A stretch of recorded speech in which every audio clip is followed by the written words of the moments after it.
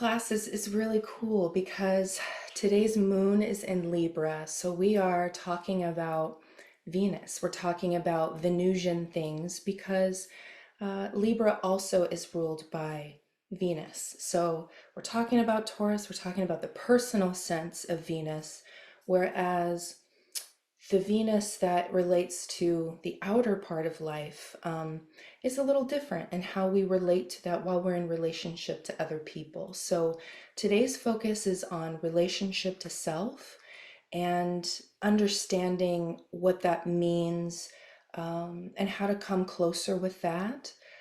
Because sometimes we yearn for having that relational experience and sometimes not really valuing how beautiful we've cultivated our personal lives. So that's what we'll be talking about here today. So these are the symbols that we'll be working with today. Taurus is not, I knew I was going to have a little typo in there. I do have those from time to time, just to forewarn you. So Taurus is the element of earth, and it is represented by the horns of the bull. And it is the bull in the sense of, when you're driving over desert landscapes, as some of us know, we can see these beautiful creatures kind of just standing there enjoying their lives. They're not charging at anything like Aries would. It's more of like a pondering, it's gathering resources, it's taking one's time. And the sign of Taurus represents the how in a birth chart. Now we move to Venus. Venus is the planet that is represented with Taurus and is the natural ruler of Taurus. And so it represents our inner qualities of life. It represents, how we feel about our bodies, about our resources. And in order to find, Venus in your chart and how you connect with those, that's where the what comes from. And the next and last symbolism is the second house. Sorry about the typos. I'll fix this for the future, but this is just coming from the fly. So the second house has Venus and Taurus qualities, and it's the area of life that deals with resources, the bounty of material, and represents the houses represent the where. So I'll make sure that comes through the presentation. You'll see that how we start to really assign where signs, planets, and houses integrate.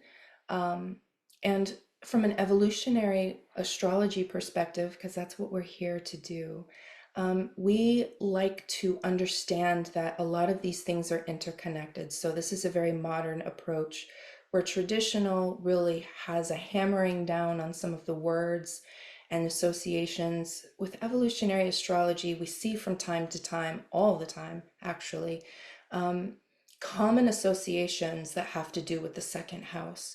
So if someone, for like myself, who has heavy Taurus placements, even though I'm a Leo, a lot of the way Taurus is read back to me is it's so spot on. It feels so me. So that's why I wanted to make sure that you understand that there's like these collective energies, and it's not so segmented with this approach, which can be helpful for beginners because we can add other modalities later, and you can add traditional later, but this is kind of where the roots of this is coming from. So I want to take us back because Aries is the first house. Aries is the first sign.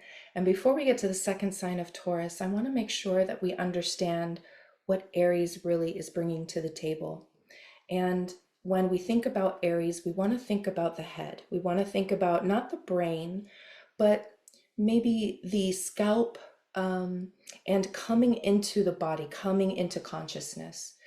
So generally it's the realization that, hey, I made it into a body and now I've got to survive. So I've got to move fast.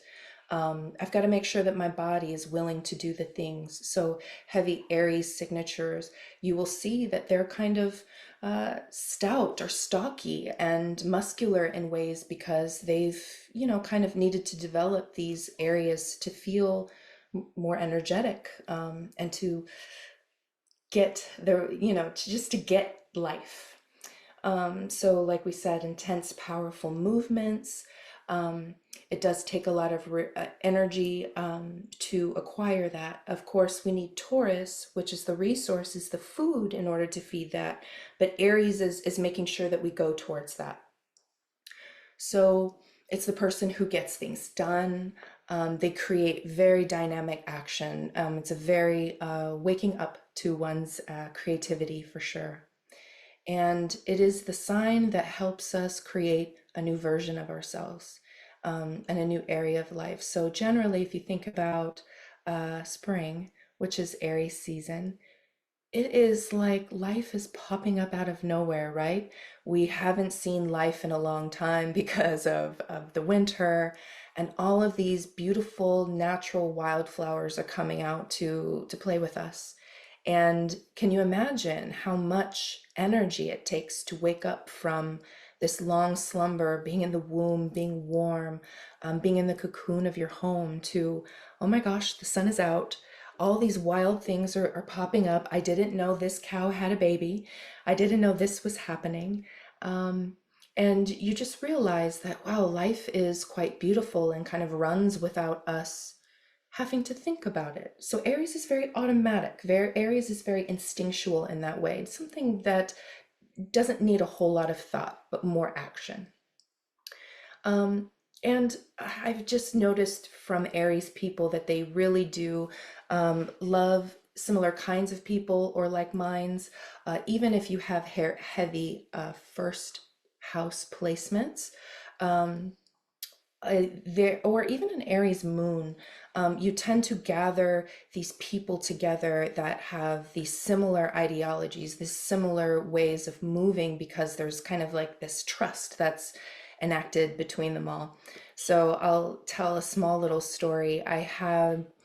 Me and my partner lived off grid for quite a few years, and it was this very desolate area. So we really had to put our Aries caps on and learn how to survive.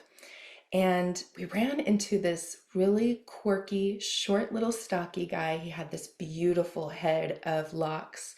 And he got out of his truck because me and my partner were switching around the trees in the back of the truck. And here he pops out of the car and he's like, "Hey, how's it going? How are you guys?" He's got his phone in his hand and he's ready to dive into action with us. What are you doing here? Um, it's so cool to see you like me out here. We uh, all come from California. We all are the same racial or ethnicity. So there was just this collective, like, oh, I see my people. And over time, we had these really wild excursions, where, he would fall down, where he would really want to have these great ideas and take it upon himself to do it, but then realizing he needed to gather other people to make this thing happen. So there was a lot of rescuing and a lot of willpower to get his ideas across. And the people that he brought along were all Aries people. And it was just a wonderful display of uh, trying to get along, trying to turn something that's inhabitable habitable. But you need quite a bit of Taurus in order to make that happen. So, there's this quality with Aries of kind of realizing what failure is and getting really intimate with that, because sometimes we have to try and try again until we develop enough earth to finish the job. So it's like we talked about this initiation. It's definitely not this push button idea. You remember these old clunky vehicles that we've had over time, these farm trucks, and you turn the engine and it just, you can feel that engine working to start. Whereas these days, you push a button and you don't even know the car is on because it's electrified, and there's all these other things that are not natural to our makeup. And so it's kind of hard to fix these things in a larger sense. But it's not wasting any time. It's almost being forced to do something through your own internal willpower. It's lighting the fire for oneself and potentially for others. And it really boils down to, you know, if I don't do it, no one else will. Survival, initiation, lighting the fire. And what takes like no one else to do, like only the self, is this initiation. We come into this world alone, even though we have mom. Um, but really, we come in, having to survive and figure things out. And um, there's that. So we talked about Aries. Now we're moving into Mars. There's still this energy. Now, we're building up on, you know, all right, so what do we do with it, right? Where do we find the what in this? So your Mars is the planet of war. It's the battle. It is our ability to really take back what's ours. And so if you think about like every war movie, that is kind of this Martian energy. So, if you can imagine, looking at some of the TV shows or videos that we watch, um, really paying attention to some of this language that we're using here, and then seeing it in that outer world, and this will help build your language around this. So war movies are great. Survival, you know, someone being a complete activist and standing up for oneself. Strong women have a very prominent Mars in their chart, usually a Mars and fire, will really be a person who's like extremely independent, the entrepreneur, the really creative woman who doesn't need a man to do a thing. So there, Mars is a very important for independence and separating oneself from the status quo to um, really understand where our internal emotional drive lies. So it's what we do with our strengths and weaknesses with Mars. It's the way that we handle crisis when we're being pinned up against the wall or our will is being overtaken. What is our natural reaction to that? Usually we fight, we battle, we argue. So where Mars is in your chart is what you're doing with that. The sign is how, and kind of how to get some strength in your Mars. So Mars is also giving us the rise to feel passion, to feel anger, that it's okay to be angry from time to time. And it becomes a reason for living sometimes. Some people can really get themselves out of really tough situations by needing to survive and overcoming that, and really taking charge of one's life. Really makes you so strong, and builds a great defense system for someone. So, while there's this kind of falling down and not quite feeling as if you're strong enough, these survival tactics that one employs with Mars really does build resiliency. And so, this act or emotion in our lives can really keep us going and be a reason for continuing to live. And so what you will need is free agency and autonomy in particular ways, and to bring your own ideas forward. And so Mars has this tendency to really separate from other people and kind of transform into their own being. Like, I have this thing that I have to say. Forget what everybody else needs. Forget what else is happening out in the world. I kind of have tunnel vision because if I don't do this, I'll die. it's the engine. It's what keeps us going. So, these times, these Martian Aries times are coming upon us. We'll talk about this later in the class. But I just want you to remember that as things get difficult, we become more resilient in different ways. So, um, what we're here to find with Mars is like what gives us the energy to continue to fight for life, to fight for our resources, to fight for ourselves. So Mars in the chart is the heavy lifting in life, what it takes an extreme amount of work to do. It builds gains, usually someone who, like we said before, you build this defense and you build this armor, and you're really strong and resilient. And usually the outer extremities will represent that. So if you're using your Mars, your willpower to really get in the gym or exercise more because you want to transform your body, after hard work and time, this muscle mass develops and you're able to build stamina and you can fight for yourself in ways instead of, letting things happen to you and feeling defenseless.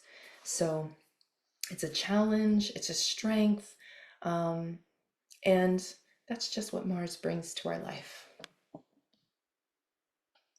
So the first house, if you all of us have a first house, all of us have an ascendant. So the first house represents the ascendant of the birth chart. And we always just say the first house when we're generalizing, but in a personal sense, you really need to know what your first house is and who rules that first house. So is it Cancer? Is it Taurus? We need to find that out. And if you haven't looked at your birth chart already, you can go to my website. I have a pull your birth chart button there, and it will allow you to see those things. So understanding if there's any planets in this house or what sign really helps you come into your own and delivers a sense of like raw identity. So where you find ways to survive, where you find the first house is where you really decide for yourself who you are, and where you derive the ways that you naturally are without anybody else's influence. And it's like what you can no longer do, what you're no longer willing to sacrifice. So say if you have Cancer in the first house, the sign of the crab, you are no longer willing to sacrifice family connection. You want to make sure that that is something that's integral into your life, because family is very important for Cancer, whether it's, you know, um, given or not. And so when someone comes into this life with a Cancer ascendant, they're really looking for a sense of belonging in their family. And they will do that at any cost. And so that is the survival technique. It does have this fire energy about it, even though the crab is the water sign. So, it has these similar energies, but the way it's done is a little different. So the first house is where you reinvent yourself, where you find more energy if you're feeling low.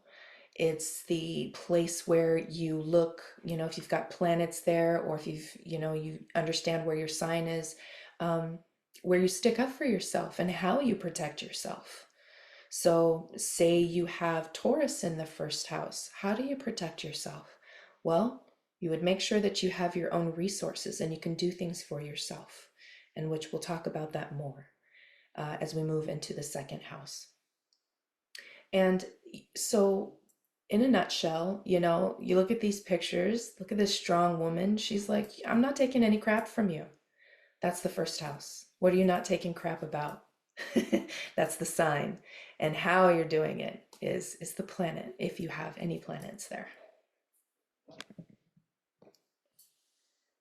So it's, we talked about this. It's, a lot of people who have heavy first house placements, or a lot of Mars energy that's prominent in their chart.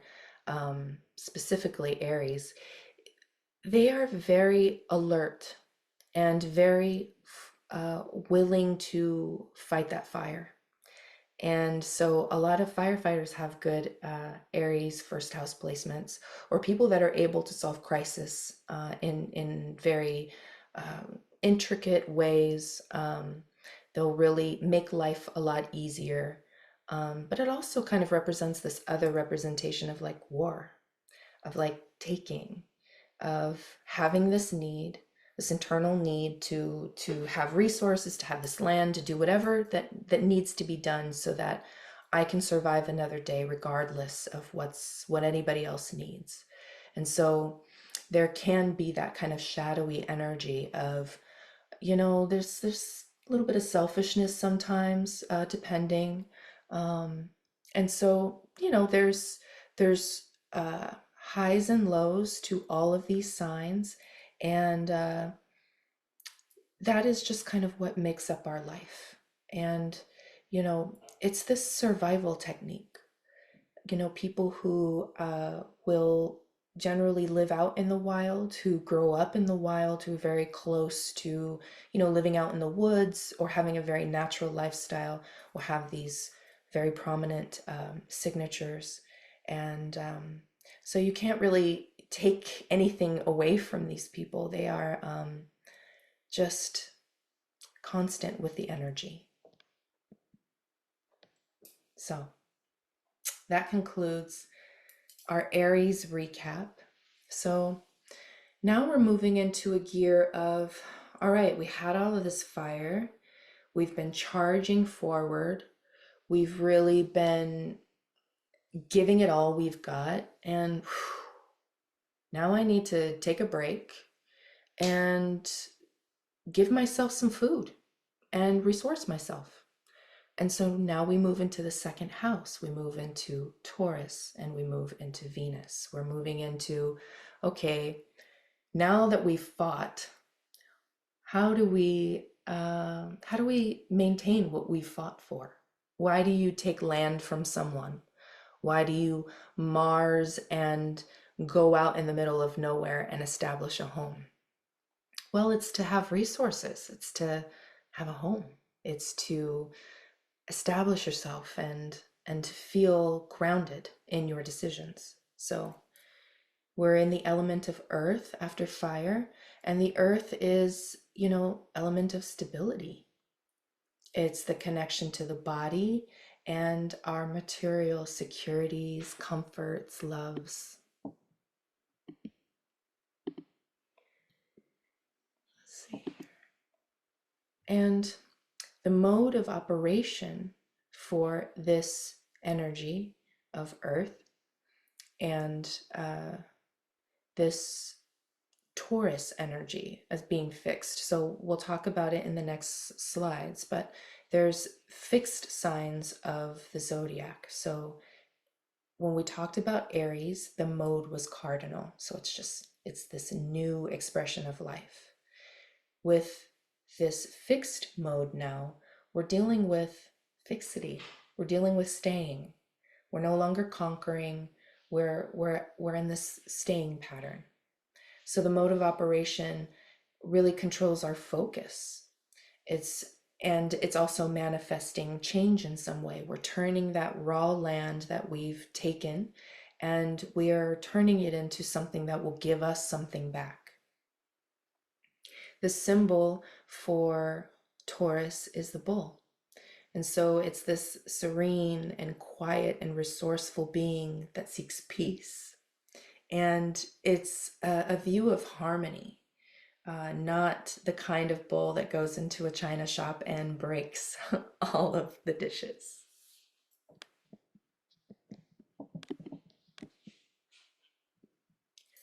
So Earth, as an element, we have all of these different delineations for groupings of signs, groupings of houses, and groupings of planets.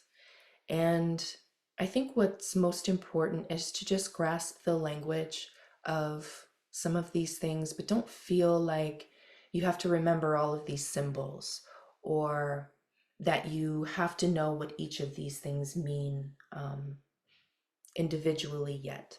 It's just kind of, as we go through the signs, you're going to start to see repeated patterns as we continue to talk about the different earth signs in the chart. So try not to feel discouraged at this point, because I do know that this is a lot. So this is the symbol for earth, and there are three earth signs. There's Taurus, there's Virgo, and there's Capricorn.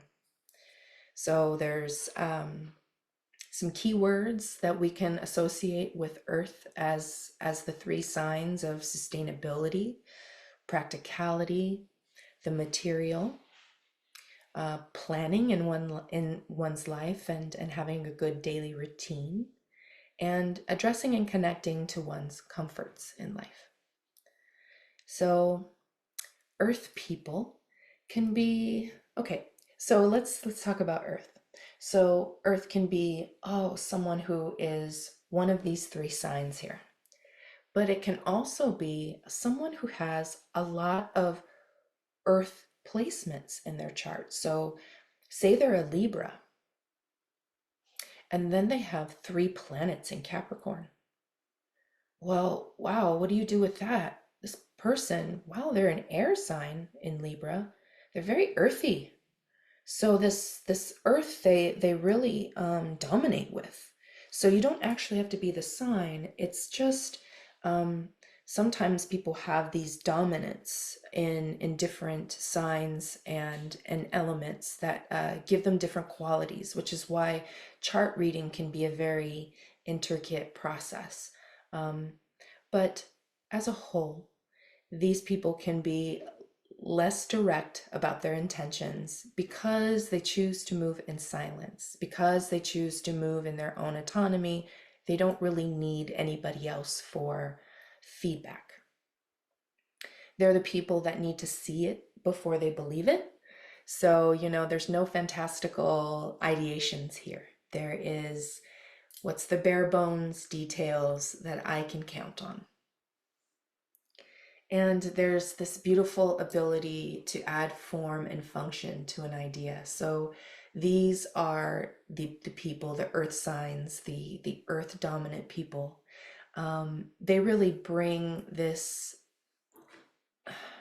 beauty and tidiness, and they put rules around things to make sure that they are kept well. And so if you need something to be completed, if you're having a hard time, find an earth person. So they add this quality to be able to finish a task or to complete a task because they have a very logical approach to life. They don't have a whole lot of emotions thrown in the mix. So it's coming from a very grounded place when you get advice or when you're in conversation with these people.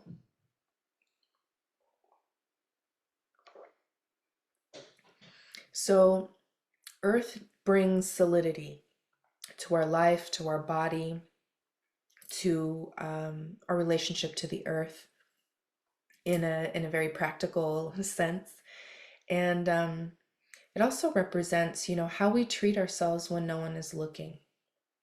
So, when we don't have anyone or we don't have anything, you know, how do we address one's needs? Do we care for ourselves in a kind nature? Um, are we able to find places where we're not so moved and we can be still? Um, so there's this development and this need to focus on the ego with Earth. Um, Despite what all the spiritual gurus say about ego, ego is what helps us get out of bed in the morning. It's what helps us derive a sense of worth in our lives because we don't always have the opportunity to sit on a mountain and meditate, right? So Earth gives us the ability to bring things into our life where, yeah, we can't we can't always be in meditation, but what's some other things that I need that are going to make me feel good? And sometimes we replace, the spiritual with physical. And that's why they're very closely linked. The the spiritual and the physical, and taking what's spiritual in one's life, and making it something that you can see and touch. So that's what earth brings, is that ability to see and touch things. And there's touching on that, it does derive and have a lot of issues, a lot of earth. So looking at the charts of prominent leaders who have a lot of earth in their chart, they end up, you know, having kind of like this capitalistic viewpoint. They need to have their resources established. They have these ideas, they're leaders, they have this foresight, and so now they need to see the fruits of their labor. And earth is the fruits of our labor. And so it's sometimes, we have to really think about, oh my gosh, are we succumbing to the capitalist mindset if I want to have particular things in life? And is it materialistic to want these particular things? So earth, having heavy earth can bring these feelings of really having to come to battle with the stuff that you own, and how much money you spend on it, and how much of it you have. So it also represents on an elemental earthly level, things like the soil, the plants, and the structure that the buildings sit upon.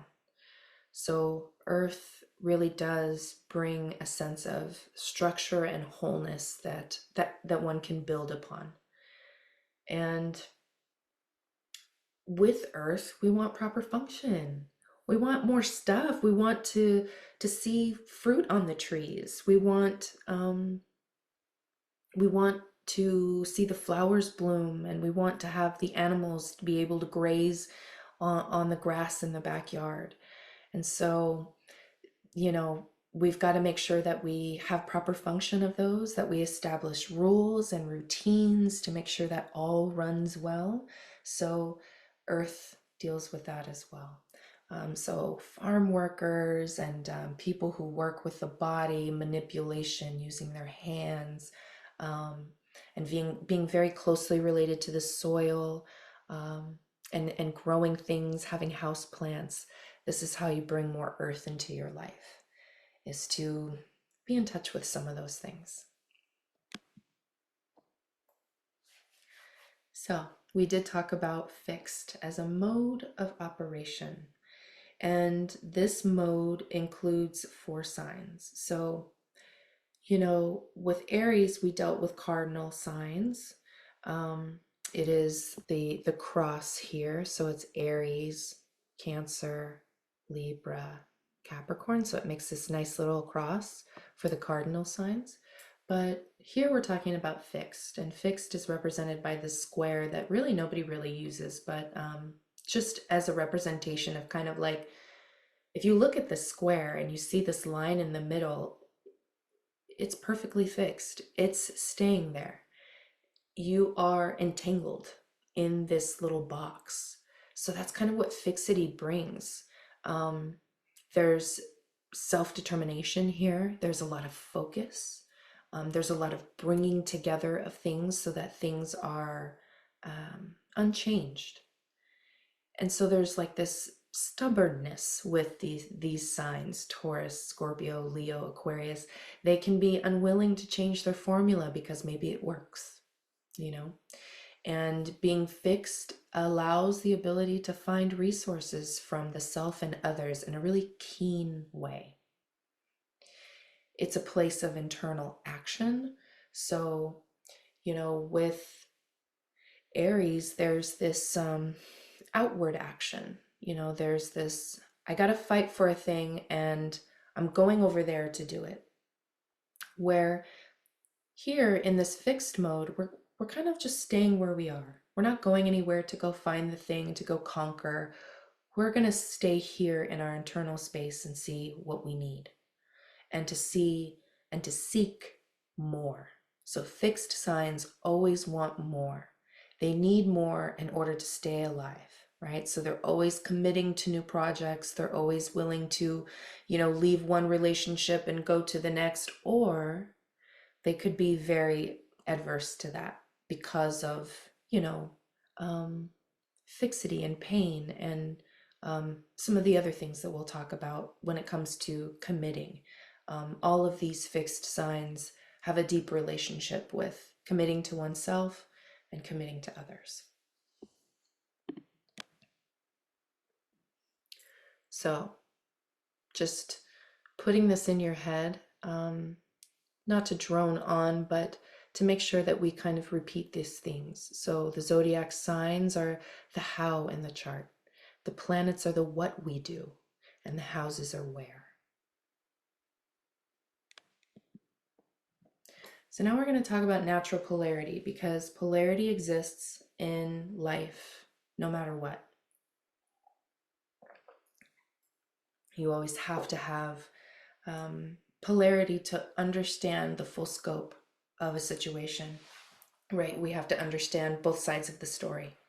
And that's why I bring polarity in, not for you to memorize it fully for now, but for you to see what the other sign is bringing to the table and how we bring balance to one sign.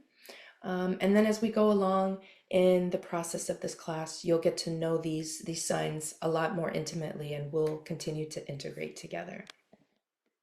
So when we're talking about Taurus, there's a Scorpion on the other side that's like, if you need somebody, I'm here. So when we're thinking about Taurus and this earth sign, it is the relationship to ourself and our sense of autonomy and what we're able to put forth in one's life. And just kind of the simplicity of being alone. Whereas the Scorpion's like, hey, I want to be connected. I want to be in relationship with you and intertwined and in the drama of life. And the Bull's like, no, I need it to be simple.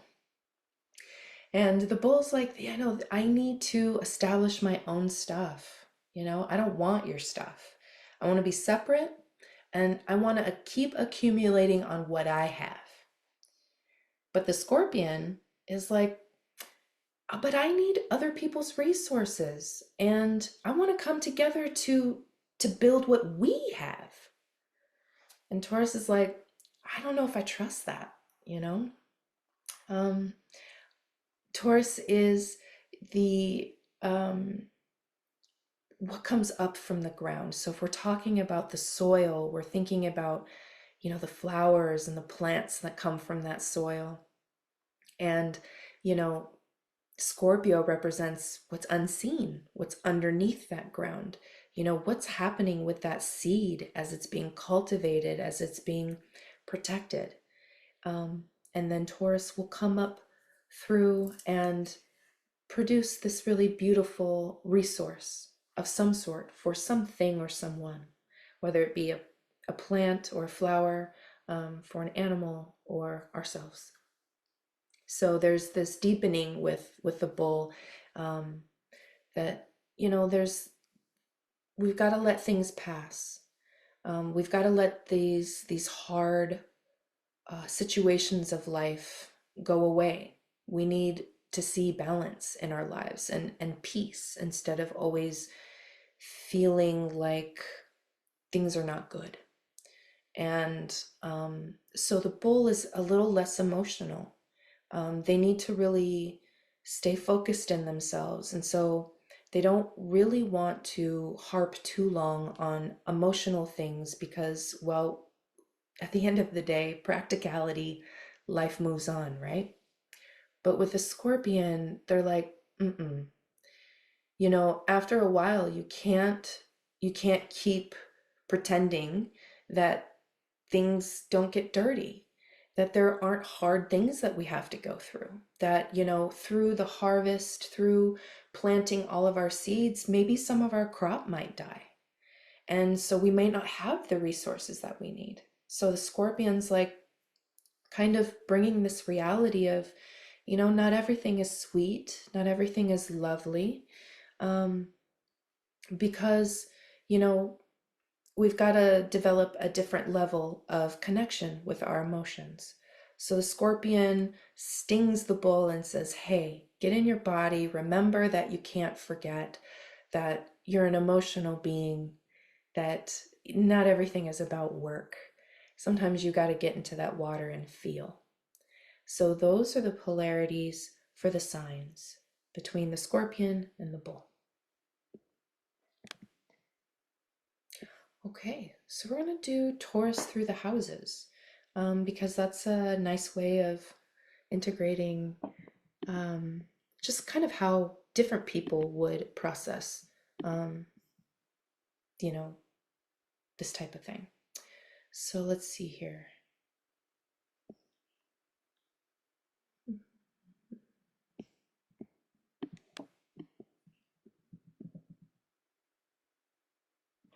Hmm.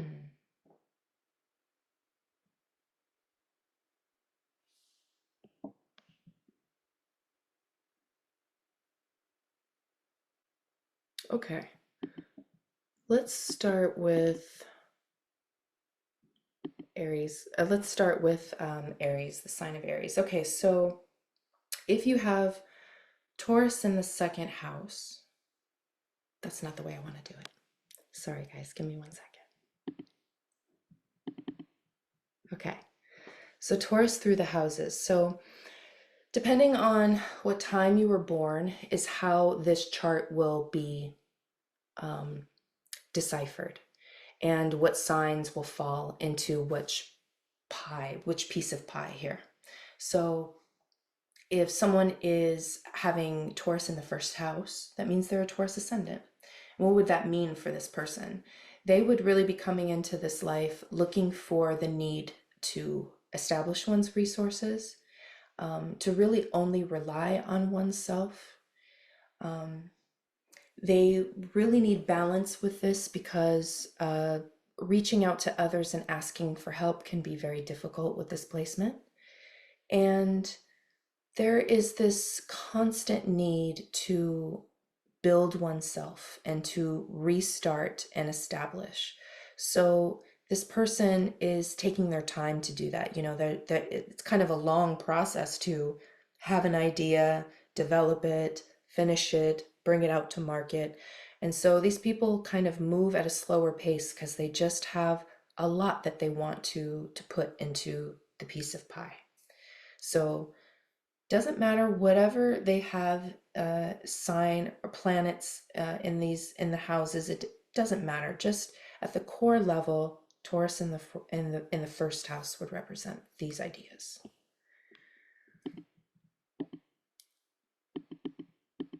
So if you have Taurus in the second house, that means that you would be an Aries ascendant. And so to focus on the second house, to focus on Taurus, this is the natural house of Taurus. Taurus feels very comfortable in the second house. And so this person came into this life kind of having a very resourceful nature. They're able to figure out where the things are supposed to come from. And they develop a lot of strategies around making sure that they have everything that they need.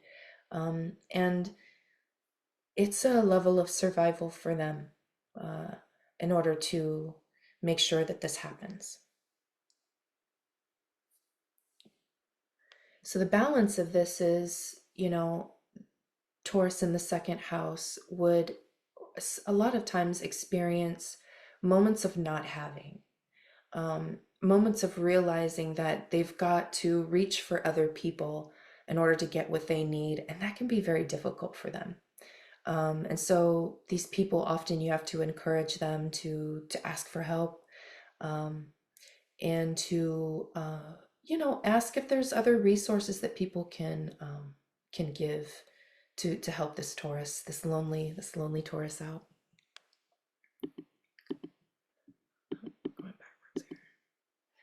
So if Taurus is in the second house, there is a lot of value and worth in someone's words. So the third house represents our communication in life. And if Taurus is sitting here, everything that this Taurus says is going to be extremely important. So they're going to be very tactful. They're going to use this as their resource to get out of hard times. They're going to use this as a way to teach people. So Taurus in the third house is a very strong placement, because it kind of makes someone very stable. However, Taurus is a very quiet sign. So having Taurus in the third house could mean that this person could be a silent one. Could take a lot to get out of them. But once you get it out of them, it's of quality and of value. It's really great.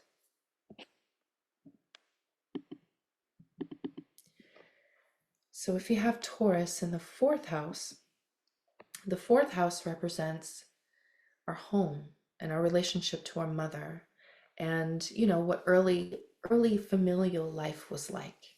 And so if Taurus is in the fourth house, then someone's going to really need to feel comfortable with their family, and they're going to need to establish their own level of family. So when they come into this life, they may not come in having, stability in this area. Um, I'm not going to say, this could incorporate people who are adopted, or might have a parent that's absent, or things like this. So developing a level of value in one's family, and making a family, and developing a comfortable home. And when someone has Taurus in the fourth house, having a home is extremely important. Um, it's part of their overall needs, for surviving.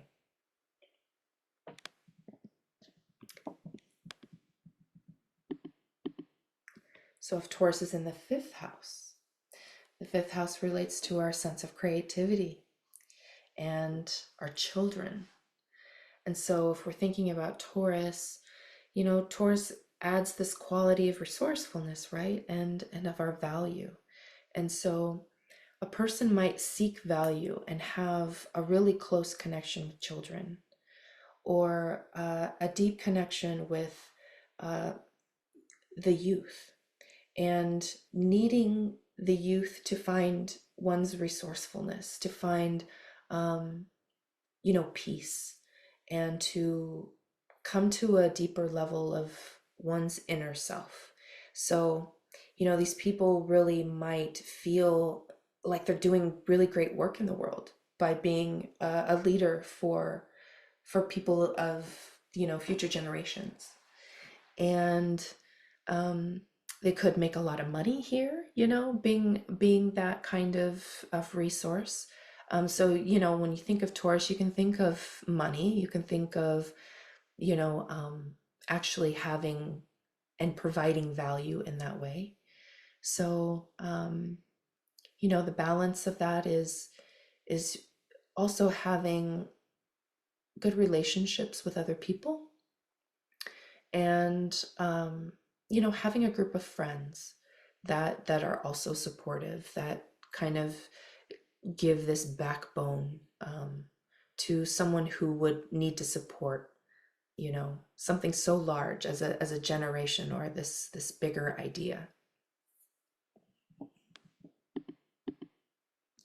If Taurus is in the sixth house, the value and the needs of a person's like internal worth really lies in one's daily function. So the sixth house deals with our routine, our day to day, when we go to work and then we brush our teeth, and the proper function of our lives.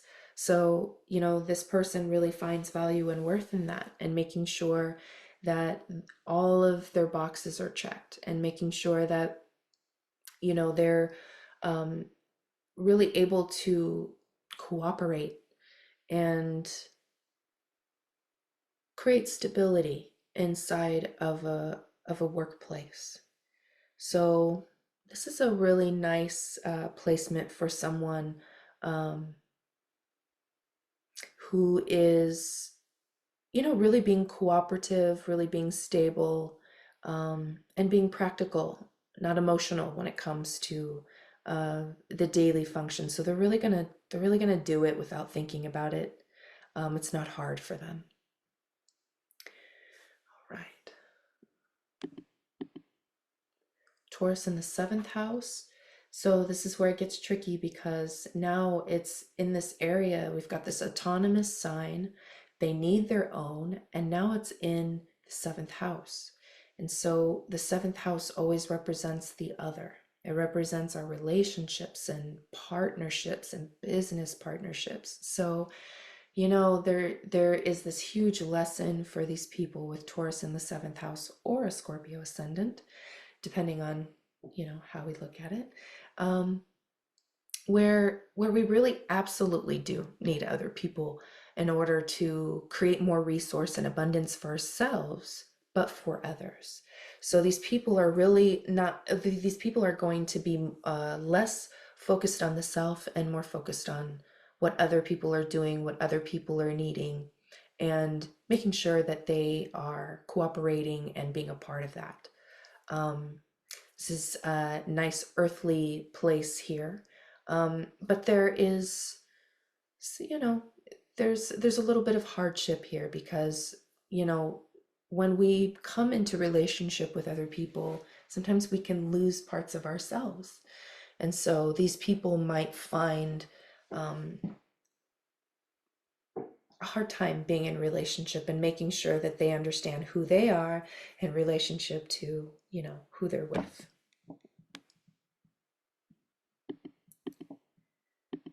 If we've got Taurus in the eighth house.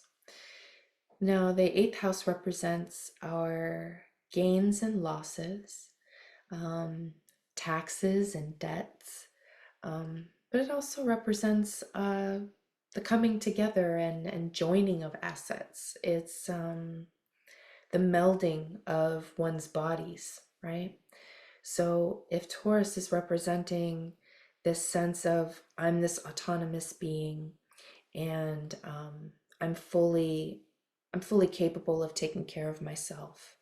And then you come together, you agree to commit, and now this body is yours. This body is ours. We're joining together in this sense. So Taurus in the eighth house definitely wants to have that bodily connection with someone and to have an exchange. Maybe they absolutely want to have children. Maybe they just can't get enough of relationship in general. So there's a hunger here for Taurus of wanting other people and having a Libra ascendant. So it kind of can be a little hard, right? If we're not being met, if we can't find that tenderness or to find that bodily connection we're looking for. So the Taurus is having to self-please until that relationship can come along. So um, yeah, there's kind of a balance, a checks and balances here of knowing who we are and what we want, and trying to attract that.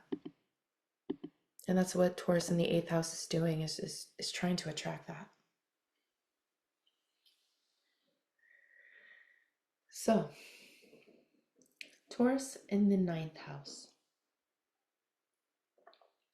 Now the ninth house deals with all the things that have to deal with Sagittarius. So our sense of exploring the world. It represents uh, authorship, writing things down in a book, paper in general, the ninth house, documents, and higher education. So if Taurus is here, this person is really going to value and need to have in their life, these qualities um, in order to make more abundance for oneself, in order to find their earning power. So these people might find great value in learning to be a teacher, and learning to bring function to higher education. And as a Virgo ascendant person, that form and function is very important to them. So being in a place where this earthly Taurus person can come in and really, firstly, make people feel comfortable, make sure that they have the food that they need, but also, how can we boost and bolster the enrollment, and making sure that, everybody's paying their tuition. And so, it gets very detail oriented here, um, and needing to find value in having other experiences in life, going to touch other places. So it's not about talking about it, it's about being about it and going to go do that thing. So a Virgo ascendant or Taurus in the ninth house would actually um, need to integrate themselves well there. They probably would need to be a student that physically went to an institution, in order to have the ultimate experience, because they're touching it. They're getting all of the senses of the world, and they're seeing it fully manifest. So now they're watching their professors, and they're saying, "Oh, like this is a real life. This is something that I can apply myself to attain." So Taurus in the 10th house is a very strong placement. This would be a Leo ascendant. So this person is very geared into coming into this life by establishing the inheritance that they'll pass down to their lineage, to their family, to the people that come behind them. I say that because with Taurus in this 10th house, the 10th house represents our stature in life. It represents our influence, how we get the things that we need in a public way. It represents our structures, our laws, and governments in the 10th house. So this person, comes into this life with all of these rules and things that they've really got to work through in order to get to a place where they feel good about themselves and they feel like they can pay for their apartment and those types of things, right? They can pay their taxes. And so there's this level of stepping into one's life here. And, this person can't hide. This person actually needs to use their voice a whole lot with this placement. So silence is not a place for Taurus in the 10th house, unfortunately. But this Leo ascendant, they're coming into this life to use that voice and to find resource with it. So that's that. So when Taurus is in the 11th house is the house of friends. It's the groups that we come to feel together with when we're coming together for a common cause, and when we're really needing to reach for a higher level of expression, a higher outlook on life. And with Taurus in the 11th house, this is the primary resource. When Taurus in the 11th house comes together with their friends and their family and other people that they trust, what is born out of it becomes this very grounded approach. So, people feel comfortable around this Taurus in the 11th house. They're able to come into the fold pretty easily, as long as there's food, as long as there's all of the resources needed. This person can come in and, really bring their own internal resource to the table. So there's a lot of problem solving here. This is a lot of, oh, I know how to do this here.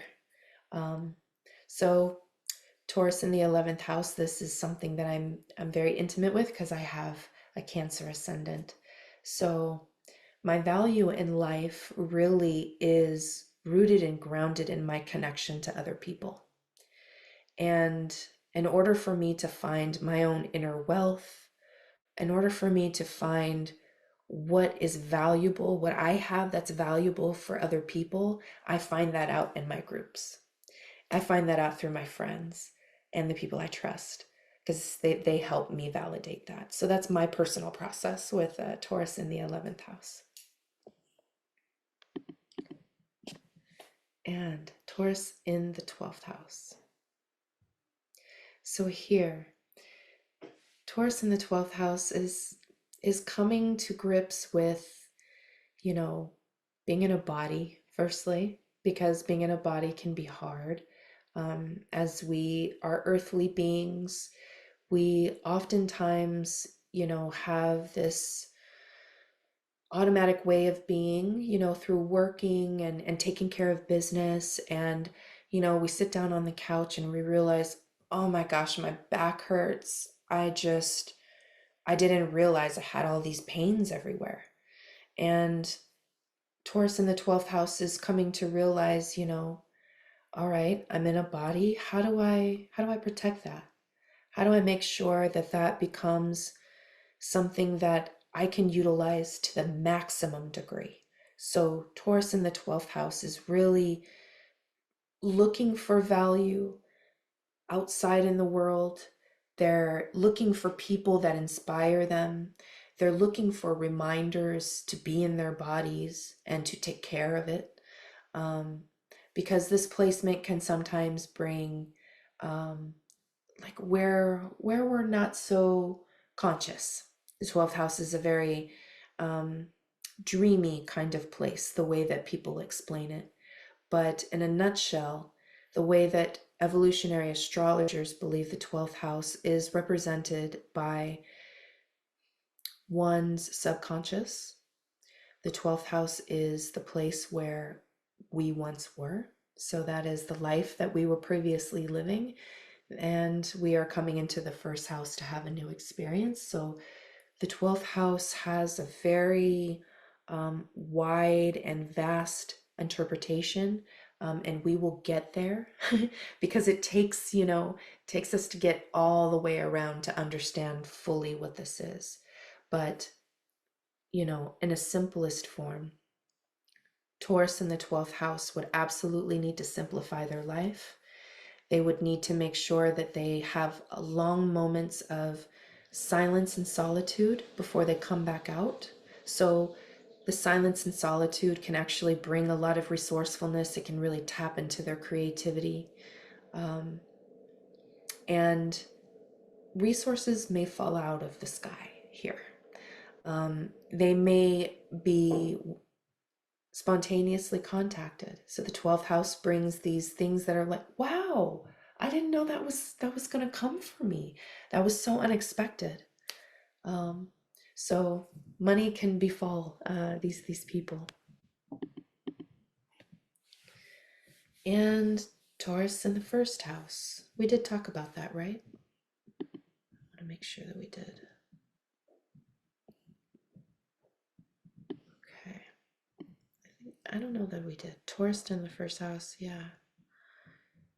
Let me go over it just to be on the safe side. Taurus in the first house would represent, the need to have our own resources. So, if we're talking about the 12th house, like we just were, just for a moment, this person is coming into this life from a very Aries point of view, right? They're coming into this life having fought that fight in the 12th house. So there's a need to slow down with the Taurus ascendant. And there's a need to slow down and focus on gathering one's resources and being okay with being alone. And that might be a tough thing because these people are actually looking to be with their soulmate. They're looking to be with the one that they're going to be attached to forever because, survival is hard, being alone is hard. And, they're looking to hurry up and figure it out so that they can find their person. So, if you think about survival, sometimes your survival can be increased by increasing the numbers of your tribe or group. So that's what they're concerned with here with Taurus in the first houses. more people, more resources so that we can extend life and to feel great. Okay. A lot of information, huh? Okay. So let me share a new screen. Are we drinking water, guys? We're making sure that we're hydrated. Make sure that we drink water. Okay. So we talked a lot about polarity a moment ago, about how Taurus and Scorpio balance each other out. Well, planets balance each other out as well. So Taurus is the ruler of Venus. That's the sign that is closely related to what Venus has to bring. And Venus as a planet being related to Taurus, being related to the second house, again, we're talking about a sense of value, inner worth, and it's the outward expression of our usefulness. So, if we've got something that's valuable, something that someone is willing to pay for, then, it brings a sense of inner worth. Like, wow, someone paid for this thing that I made. I'm useful. I'm able to live another day. I'm able to pay my bills. And there is this Venus is the placement in the chart where people need what you have. So wherever Venus falls in your chart, that's what the people are looking for from you. And it's also the place where you've got to allow things to come to you. And so, well, we'll talk about this later. So, anyways, it is allowing things to come to you, and it's how you treat your wealth. Venus is like, do you covet it? Do you hold on to it, or do you share it? So depending on the sign and the placement of where your Venus is at, you're going to do that differently from me. And how you view yourself is also intertwined in your Venus placement. It's also your perspective on relationships, whether it be your parents' relationships or your own. A lot of times Venus is fashioned after seeing what has happened between the relationships that your parents were in, and that's kind of how you view things too, until you learn that things are absolutely different from that. Venus is pleasure, it's indulgence, it's enjoyment, it's being happy, it's finding those really sweet moments of life that you can really enjoy to the fullest. And so Venus has two rulers, Taurus and the sign of Libra. We'll get to Libra later. We did talk about it in our Aries lecture a tad, but I don't want to harp on it too much. Just remembering that Taurus is very Venus and Venus is very Taurus. But there's polarity in everything, right? So with Venus, its polarity is in what we consider in evolutionary astrology as still a planet, Pluto. It is a dwarf planet, and it was declassified in the early 2000s, maybe. Can't remember offhand specifically, but we still like to use it because as we track Pluto's placement in orbit, we are noticing this deep connection with radical change and evolution. So this planet ends up being something that we see as this evolutionary tool. It represents a generation of people instead of this very personal experience, like with Venus. So if we're thinking about ourselves with Venus and Taurus, Pluto is like, there's more out there. There's others. There's other things that we're having to deal with in life besides just what we want. So this Pluto is bringing debt. If we're dealing with Venus and her abundance and her bestowing her beauty to us, then Pluto is showing us, hey, this is where we lack.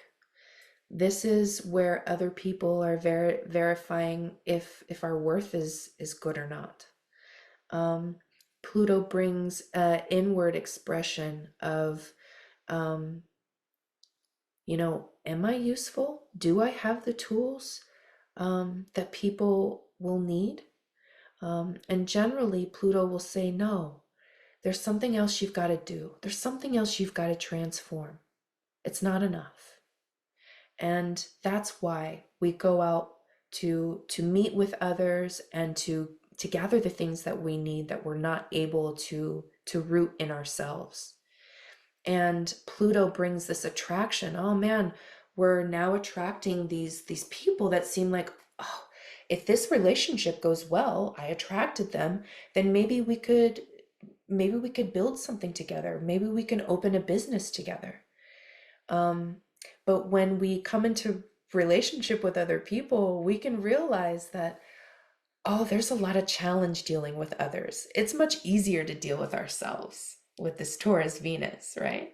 But when we're dealing with Pluto, it's like, we do need other people. And so we're going to experience ruptures. We're going to be repulsed by some people when we come into relationship with one another. And so we've really got to balance our emotions here. So Pluto brings emotions back into the picture, where Venus is like, nah, let's be more practical. Let's not dive into all of that. Let's keep going to work and being productive. And Pluto's like, absolutely not. You've got to stop in your tracks, and you've got to realize that life is ugly, and we've got to deal with these things. We've got to transform this body. We've got to make sure that these achy joints are being addressed in the morning, not in the afternoon after you've, ignored, you know? And so Pluto is how others treat your wealth, um, are they taking that from you? Are they investing from you? So there's this kind of this idea with Pluto that I have Pluto in the fourth house.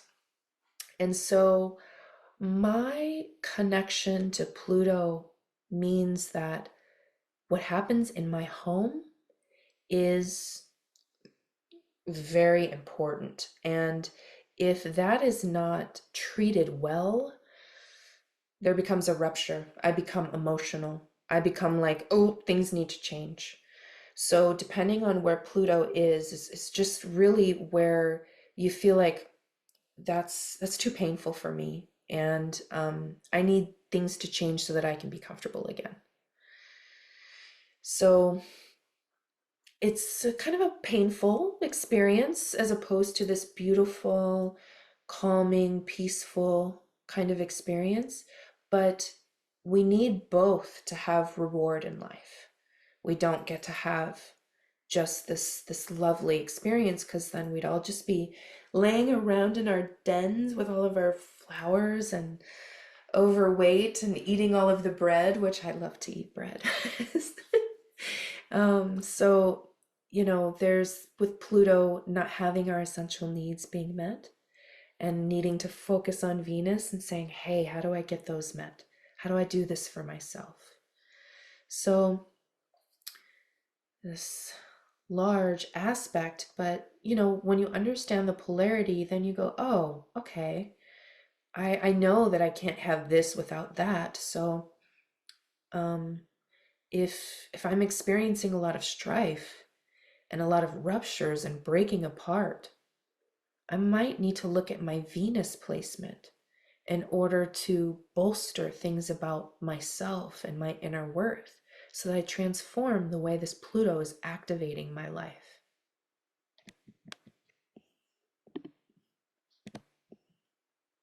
Okay. Do we think that we're ready to go through Venus, through the houses? This might be helpful now that we've been talking about Venus and how beautiful that life can be with her presence. Let's see here. There we go. So just Just give me 1 second while I get my charts and stuff together.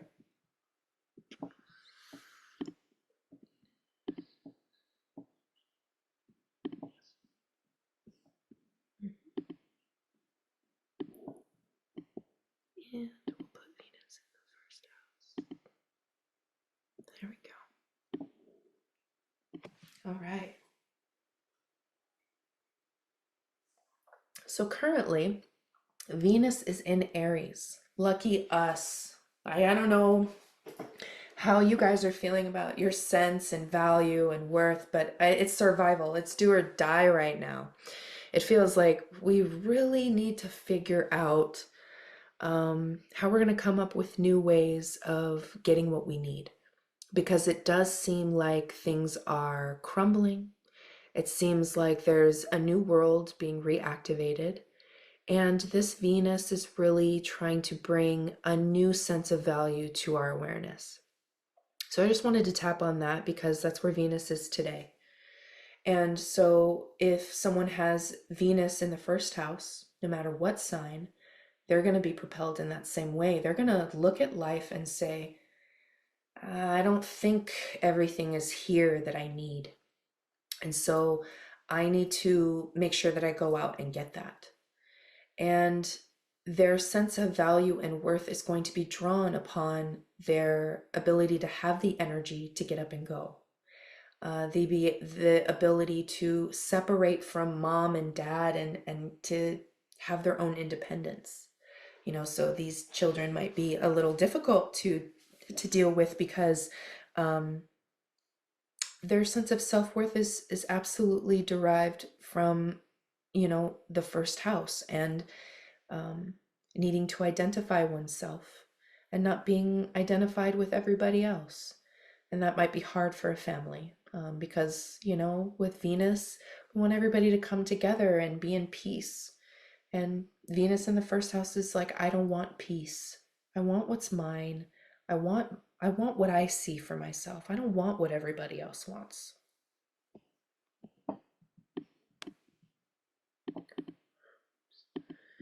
If someone has Venus in the second house, they're really coming into this life trying to figure out where they will get their resource, first of all, because that's a really important thing to remember. It takes life experience in order to develop what our skills and talents are, right? And the second house is the place where we look when we're like, okay, what was I born with that I really don't have to try too hard, that is just I'm just good at no matter what. And when this person is born with Venus in this placement, they are, once they figure that out, which might take some time, it becomes their greatest sense of worth and abundance. So money can come from this, but I would see this as a place of self-confidence. I would see this as a place where maybe this is a resource for them. So they're able to provide just this really high level of support for others and making other people feel like they have the resources they need. This can also be a challenging placement, you know, because it might take a long time. Taurus is the natural ruler of the second house, also rules Venus. And so we did talk about this earthly, slower process and it taking a little longer to develop. So developing one sense of abundance and ability to bring resource into life may be difficult initially, like I said, but with process, it becomes great value. So, you know, maybe sometimes people with Venus in the second house might work well in a bank. They might work well to sit at a desk and to tell people what their worth and value is, the worth and value of their property. Or, you know, these people are absolutely concerned with their material possessions, taking care of them, making sure that there's an abundance of them. I mean, that is Venus in the second house. It's really like hammering down on Venus here because we're doubling up on things. We've got the ruler, Venus, but then also in a Venus house, the second house, it's Ooh, it's making it larger. Makes it a little harder. But just to remind you, that is kind of a little bit more of an advanced concept. So if it doesn't make 100% sense, that's okay. Um, I'm sure that we'll get through it and you'll start to see it a little bit more.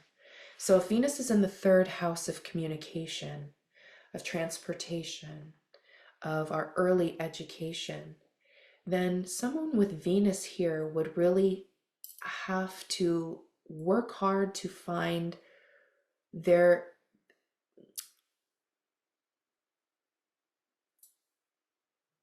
value in words. With Venus in the third house is extremely important. So they're really learning how to figure out how to say things in a way that gets them the things that they need. So a person with this placement would really find value in going to school.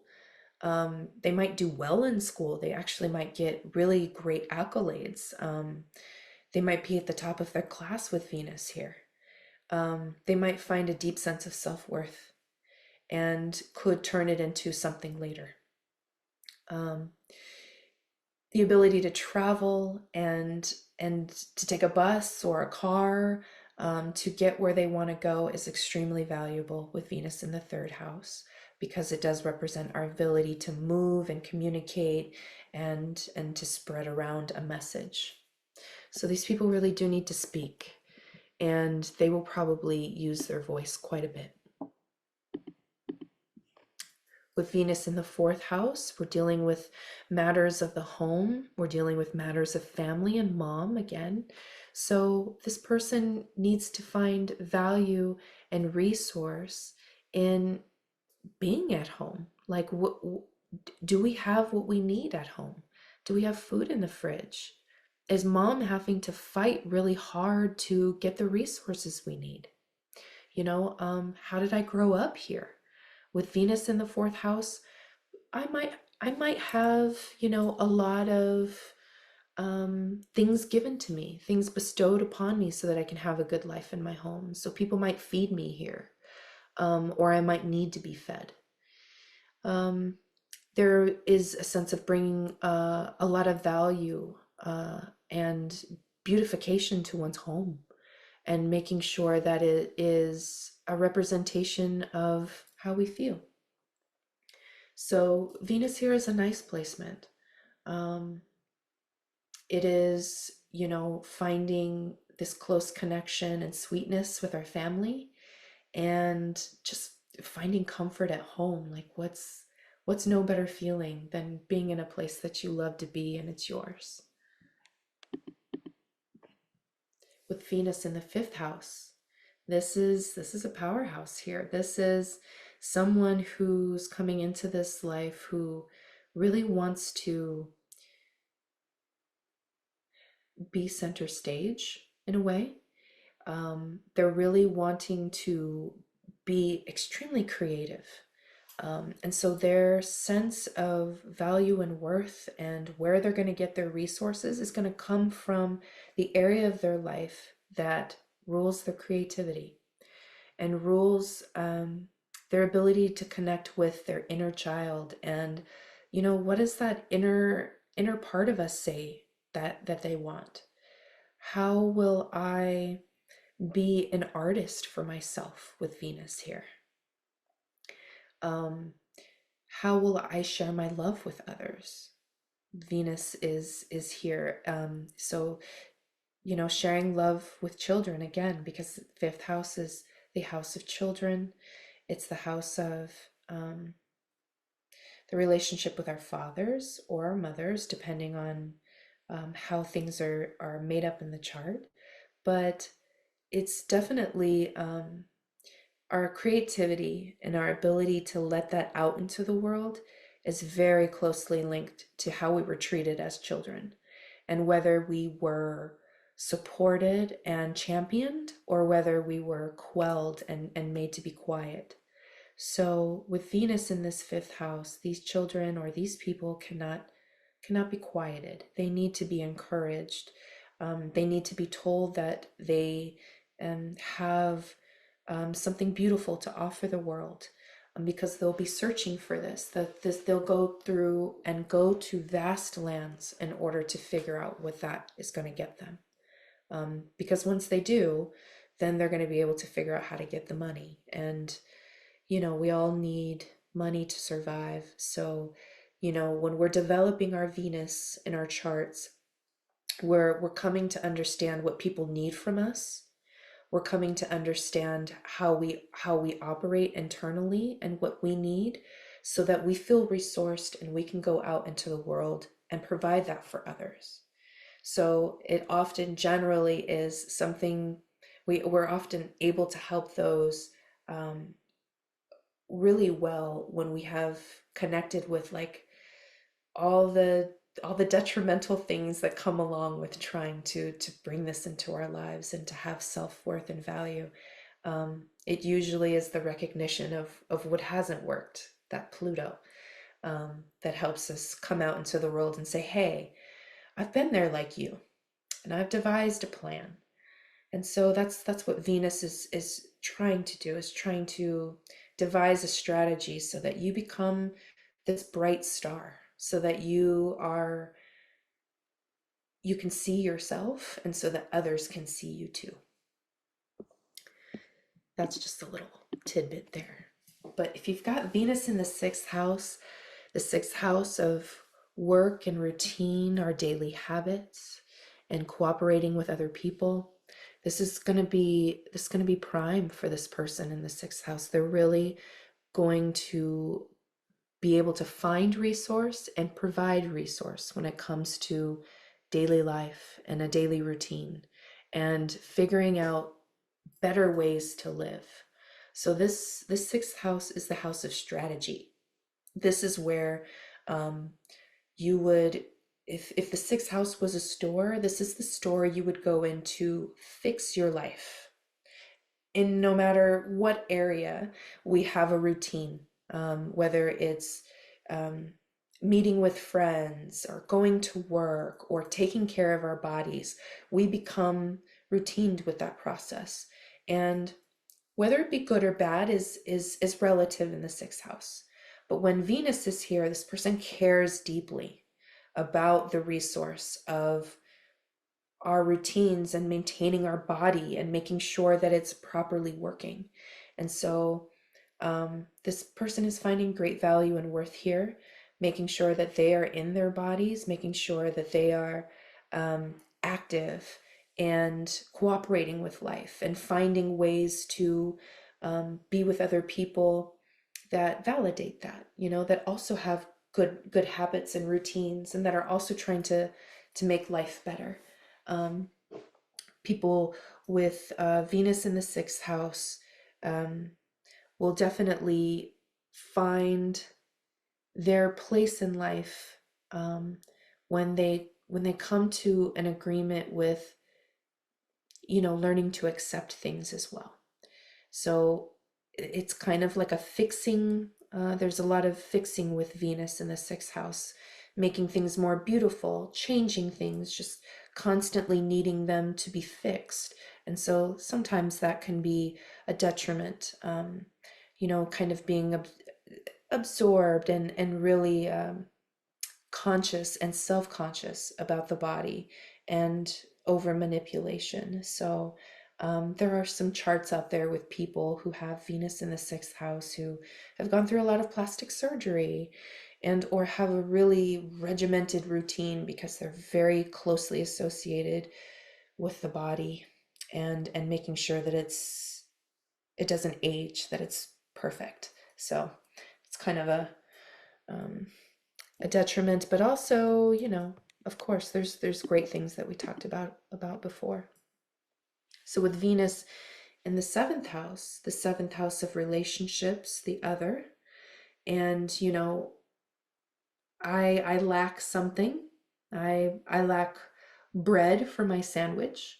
So I'm going to go to the seventh house of restaurants and markets and wielders of beautiful fashions, and I'm going to walk in there and I'm going to get what I need. And with Venus here, this person has having to go into that market often. The sense of being able to provide for yourself is a little difficult here. It always feels like there's got to be someone else to bring something to the table to make it full and complete. And in a sense, that's true with all things, to make things whole, sometimes the other is needed.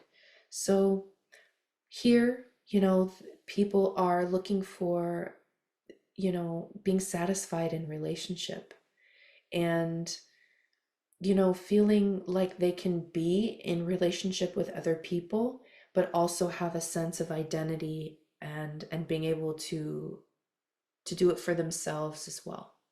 So that idea is coming from, two people who have their own thing going, that both people have their own bank accounts, they have their own jobs, they come together, they join the resources, right? They commit with being in relationship with one another, but there are things about a relationship that don't fall away, which is your own sense of individuality, which is your own stuff that you brought to the relationship. And so this person's going to be really focused here, and it could be a detriment. It could always be like a tit for tat. Well, this is mine. Well, this is yours, and I don't know what's mine, and I don't know what's yours. And so it could be a little difficult, but there, with the placement here, there can be a lot of harmonizing and a lot of beauty when those things are come to grips with, when both people understand who they are and they understand what their worth and value is in the world. When they join resources here, man, it grows as exponentially. And people here can absolutely sympathize and empathize with other people who have money problems, who are not able to get their basic needs met. So they might actually fight for those people, or be inclined to make sure that they fight for them. Seventh house also represents our need for justice and sticking up for the ones who sticking up for what's right. Yeah.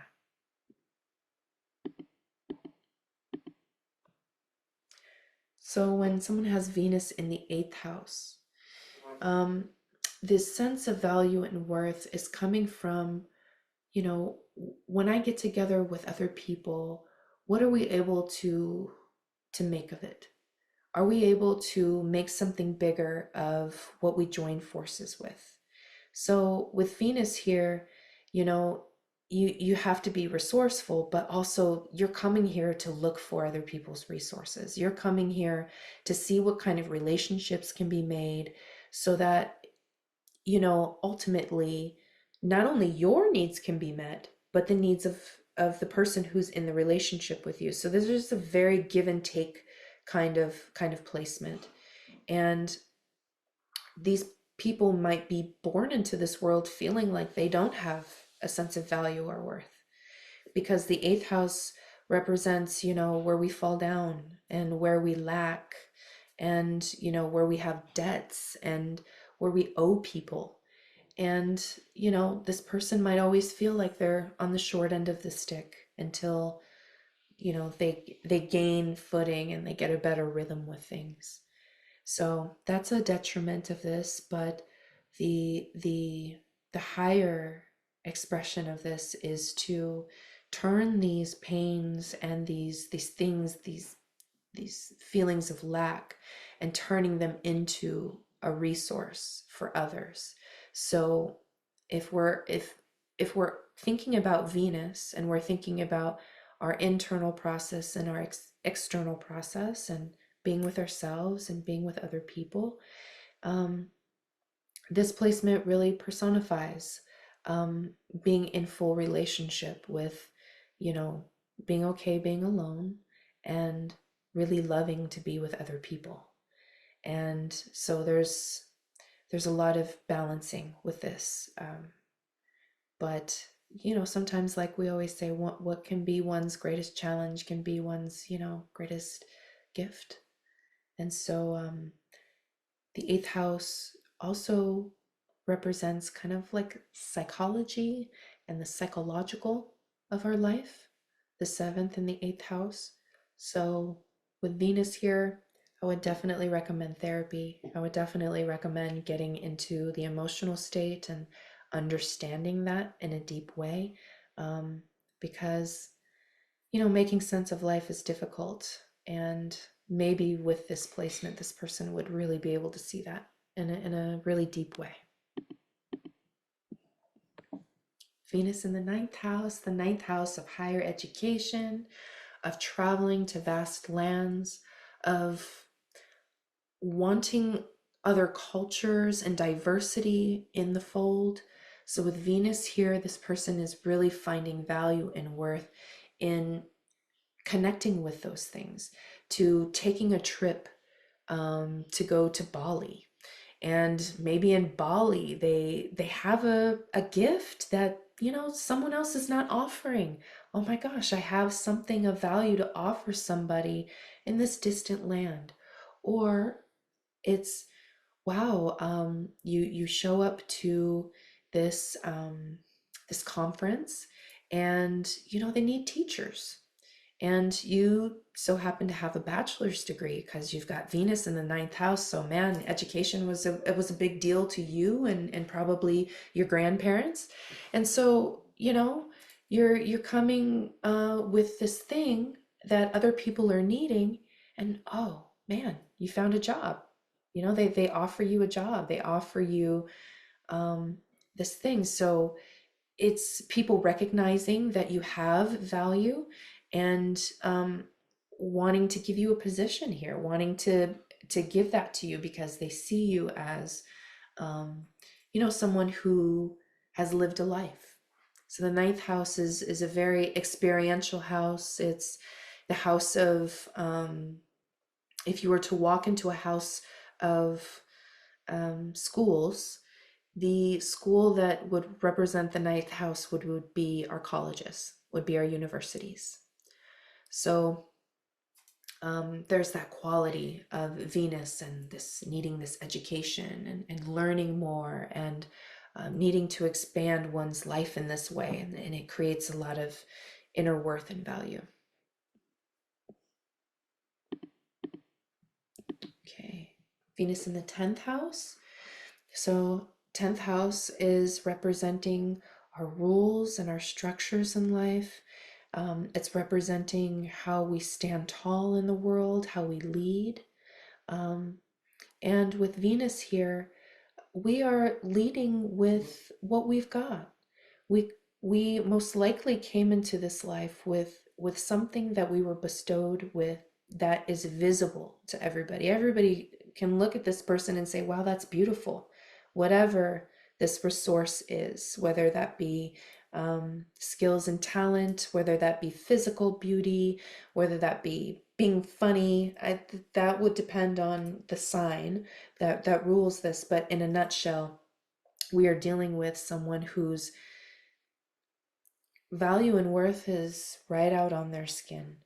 And so they're having to work hard to make sure that that's not the only thing they're being seen for, is their value and worth and their money, you know?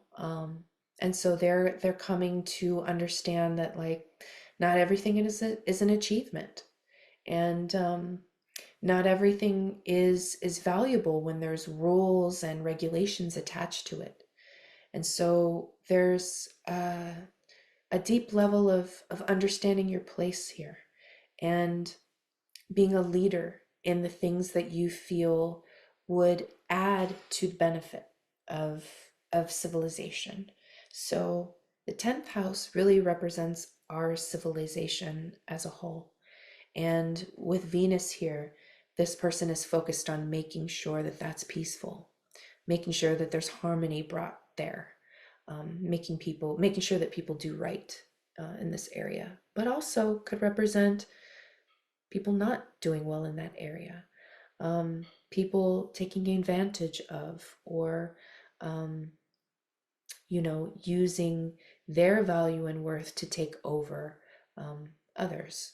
And so, when we're dealing with structures and people and taking and giving, it's a balance, because not everything's done in the same way in every country. And so sometimes the charts of people with Venus here can be very enamored with taking land and taking things that don't belong to them. And so the right use of power is really important with this placement as well. So we've got Venus in the 11th house. If Venus is in the 11th house, this person is dealing with matters of finding value and worth in areas of their lives that have to do with the groups that they belong to and their friends and their social groups, their social life. The It also represents like the marginalized groups, the people that need greater representation. So with Venus here, this person's really geared towards making sure that resources are available for these people, for their friends, for making sure that marginalized people are getting the things that they need. And, they might find a wealth of value and resource here, by giving, by showing up for, by opening themselves up to with Venus. And then these people, verifying in the group, like, this is a good thing you're doing. This is a good class you made. This is something I identify with. This is something that's good for our group. And so there's this level of bringing a higher level of harmony to the group, bringing together a more, how do I want to say, bringing more cohesion to the group, and maybe identifying here, where there could be more compassion. So this person might be able to bring more compassion to the group. They might be able to really intuit what other people are needing so the group can stay together. So this is a nice placement for some people, people who have a Gemini ascendant. And lastly, we've got Venus in the 12th house. So Venus in the 12th house is kind of a difficult placement, because the 12th house is the place that is really natural to us, but we don't remember. If we are imagining the 12th house as the life that we just lived, our past life, and we're coming into the first house of our ascendant, living this life, living this new existence, with Venus in the 12th house is like this memory of, I think I remember what was valuable and resourceful, but I can't reach for it. I don't exactly know where it is, because the 12th house can represent things that we've lost. Not having a direction, not having a clear focus. So these people end up having to work a little harder to figure out what that thing is that is valuable. And with it being in the 12th house, the 12th house represents our global reach in the world. Now, I get this concept from my teacher, Maurice Fernandez, teacher, friend, mentor. He wrote a book about it, about the 12th house, about Neptune, and about Pisces. It's this book here, Neptune, the 12th house, and Pisces. It's an extraordinary book. If you've got any 12th house placements, any placements in Pisces, or any placements around your Neptune, this could be a very helpful resource as the class is finished and maybe you want to learn how to have more access to global reach. And I'm not sure that that's what everybody's into, but when we think about global reach, we think, okay, will people hear me if I make something? So with Venus in the 12th house, you're making things and you're trying to see if it will land, and you're listening to the world around you, and you're looking at the world, and you're trying to find where you're going to fit and listening to what is being asked of you. So there's a lot of opportunities where things befall you, where a job comes out of nowhere, where you get a random check in the mail. I have Venus in the 12th house. So, things have always been pretty great in terms of finding work. Um, but they do come out of nowhere. They're something that I can't plan for. It's very chaotic sometimes. It's a random friend who calls me and says, "Hey, I've thought about you. There was this position. Do you think you can do this?" And a lot of times, I don't know if I can. Sometimes with Venus in this placement, I don't even know that this is something that I can do, but they sense in me that it is. And so I start to attract, people who sense this thing in me. So I've got to follow it. I've got to see if it's something that will work. And so over time, I have learned to listen to what the world is providing me, what I'm seeing out in social media, what I'm seeing in the social structures of the world. And with Venus in the 12th house, I'm trying to see, how do I support the world? I care about the world so much, um, to sustain it and to do that in a way that people will hear and recognize and want to associate with. So Venus here is a powerful placement, and but can also be an Achilles heel, because if you're a person who's always go go go and trying to always make it fit and thinking that you have control over everything, you've got it wrong, because the 12th house is where we have absolutely no control. It is where God takes the wheel. And we'll talk about spirituality and stuff as we get further down the track, but that's where we are with that. So we're going to finish our presentation here. We've got just a couple more minutes. If you've got any questions, if you need me to slow down, just let me know. I'm going to switch over my screen here.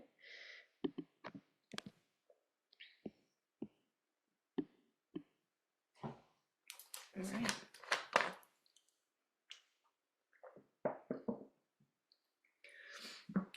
Okay, so we've been talking about Taurus, Venus in the 12th house. Excuse me, the second house. Sorry. And, the second house is the place where we go to when we want to know what we came into this life with, when it comes to our inheritance, our inherent gifts, talents, where we find our natural abundance. It's where our self-confidence comes from.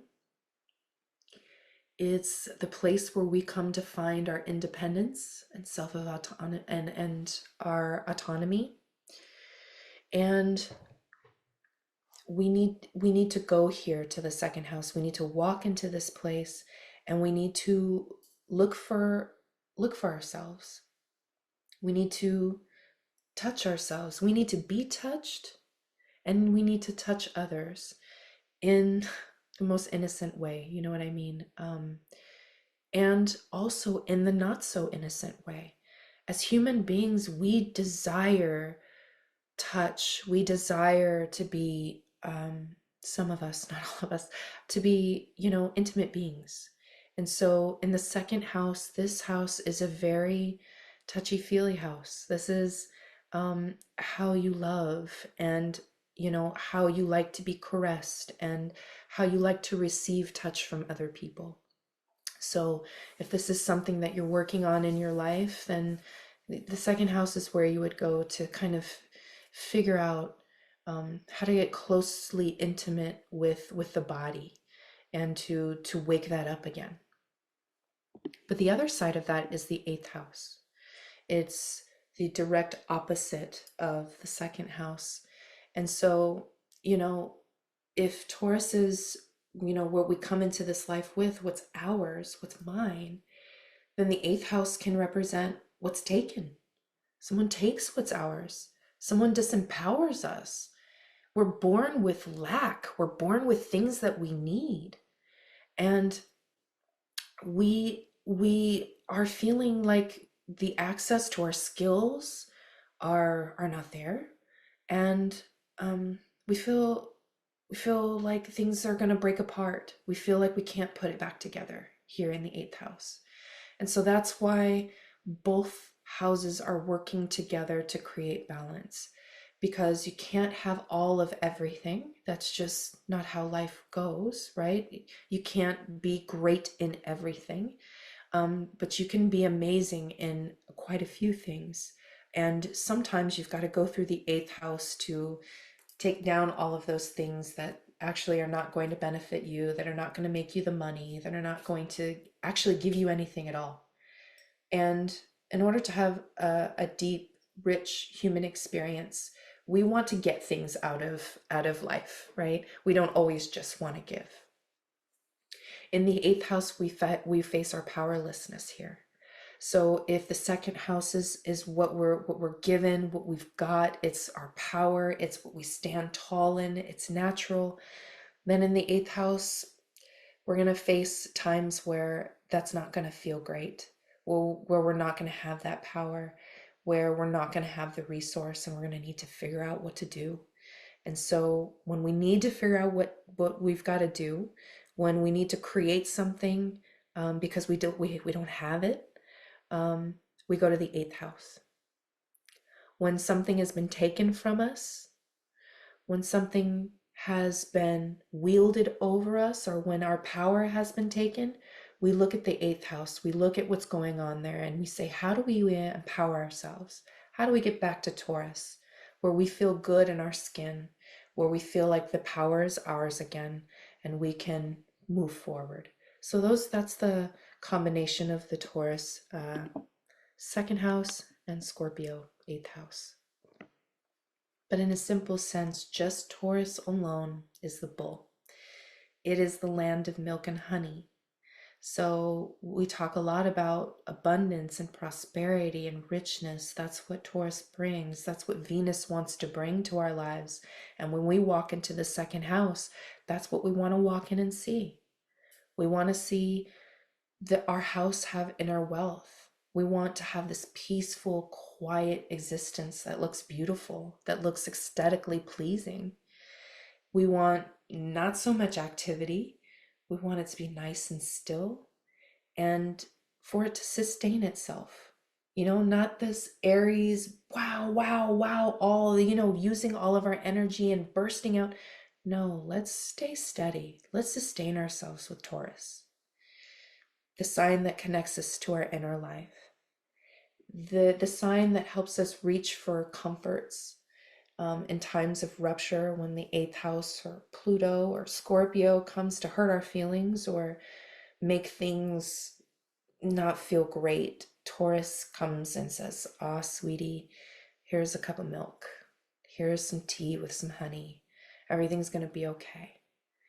And so this silence, this less mental process, is better at certain points in time, because, you know, we get exhausted, we get overwhelmed. Sometimes we just take on too much as human beings, trying to show up for the world and really be in our Venus.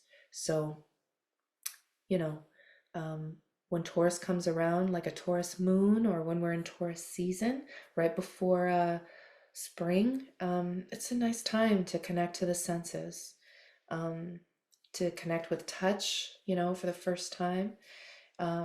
Taste, smell, all of those things are will come online, and we'll start to see them more when the sun is in Taurus. But essentially, this is what the sign is trying to bring us. It's trying to bring us quality for our resources.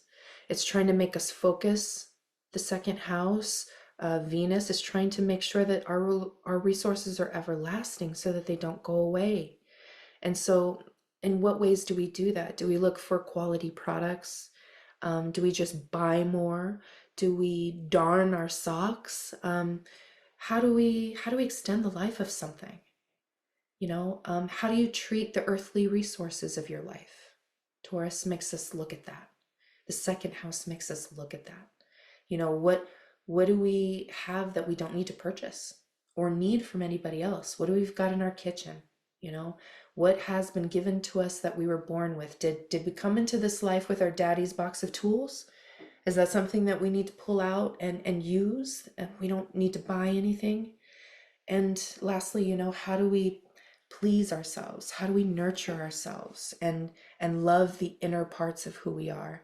It's painful to be here in this body, in this life, but there's so much beauty in every single moment if we just slow down and enjoy the Taurus of it all. So, just for repeat, just as a remembering Venus, because this is part of our assignment, is to understand the value of our lives through Venus, understanding that that Venus is the crisis and the peace of a relationship. It's the good and the bad. It's the Mars and the Venus. It's how we love ourselves. It's how we nurture ourselves and others. It's what we need for ourselves, and what others need. So fundamentally, Venus is dealing with needs as an essential thing. It's the planet of harmony and balance, feeling satiated, feeling full, you know, feeling like life is complete. What touches you, what moves you, what brings you into a state of equilibrium. Venus is our inner beauty, our ability to forgive and accept other people. It's how we take time for ourselves. It's our immediate reaction of feeling validated. So, someone recognizing you as a human being, in what ways do we receive that? How's our reaction to that? And how do we spend? How do we give? And where do we seek resolve? That is all in your Venus placement in your birth chart. So, indulging the senses, this inner peace, this sweetness of life, you know, what do we do with our resources? How do we treat what we love, what we can't live without? How do we turn off the destruction of our lives and embrace neutral, loving, accepting in response? That's what Taurus really wants us to come to grips with, is to come to grips with the pain and come back out into this beautiful world, to listen to music. Music is ruled by Taurus. And so if you are listening, making, tapping, it doesn't matter. Sound is really important in connecting with Venus and the second house, and just finding this level of inner peace, whatever that brings us.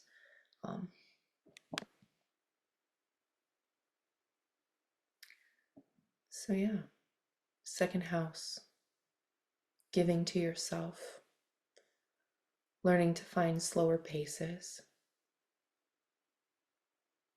finding what's comfortable for one's life, where to find your talents and skills. Second house is a wealth of knowledge once we understand how it's working for us. So, you know, it's, you know, coming to a greater relationship with our bodies. Is it pleasurable in our bodies? And if it's not, how do we increase that? Because Taurus wants more. Taurus is a fixed sign, so it wants more. And it's striving to manifest that more, of having more comfort, of things not being so overwhelmingly unbearable. And, you know, figuring out what we don't have to try so hard for. So when we look at our own birth charts and we look at the second house, generally we look to the sign. What's that sign? We see if we have any planets there. And then we start to break things apart and we start to make different associations. But at a core, when I want to know how people feel about themselves, I go to their second house and I look at the sign there. That'll tell me how they're associated with their worth and what they do with that.